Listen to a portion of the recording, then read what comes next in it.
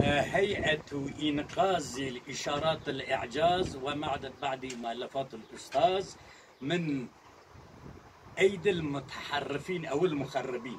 Yani işaretle icazı kurtaran tahripçilerin elinde bile bir ilmi heyet. Şimdi Bismihi Subhanehu.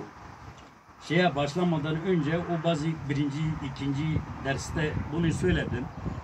Bismihi Subhanehu ve in min şeyin la yusebbu bihamdi. Sayın okuyucular, dikkatinizi işaretle icazın birinci dersine itirazlardır.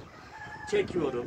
Sayın Profesör Ahmet Akgündüz kitabı ders vererek YouTube'e yüklemiş.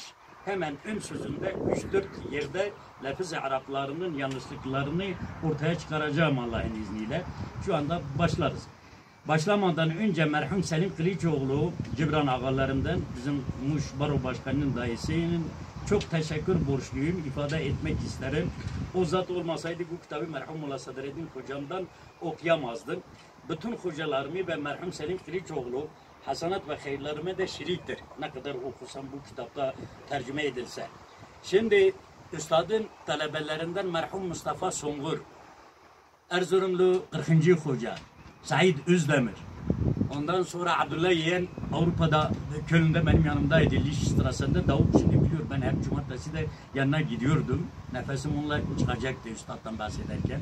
Bunlar hepsi itiraf ediyorlardı ki ben bu kitabı Seyittin Hoca'da okuduğum için Molla Muhammed Sadık'tan, Seyyid-i Abdurrahman Durra'dan, Seyyid-i Muhammed Yağmur'dan hepsinden not aldım. Kitapta şey vardır, Seyyid-i Kürtçe bölümünden şey diyor. Şimdi bunlar istiyorlardı ki benden bu kitabı ders okusunlar. Onlar mütevazi ediler. Bazen Sayın Profesör 40. Hoca'dan bahsediyor. Keşke diyor ben Allame Molla Sadreddin'in dersine katılsaydım. İşte seneler bekledik İstanbul'da. Seyittin Hoca'nın oğlu da bizim içimizdendir. Nedim Yüksel, Sofi Nedim. Akşamları bazen konuşuyoruz. Bir günde dedi ben canlı programına telefonuna katılabilirim.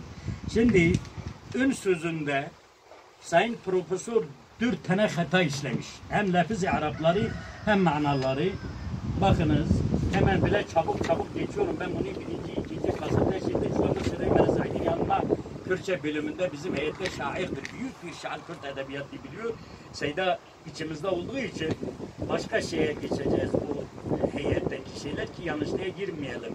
Yani Kürtçeleştirdiğimiz ve Türkçe gibi eksik olmasın. Şimdi Üstad Bediüzzaman ifade-i merende diyor Abdülüleme kanal Kur'anu cami'an li eştatul ulumi ve hutbeten li ametil tabakati fi kullil a'sar la yetehassalu lehu tefsirun la yekunu fehmil ferdellezi kalama yahlusu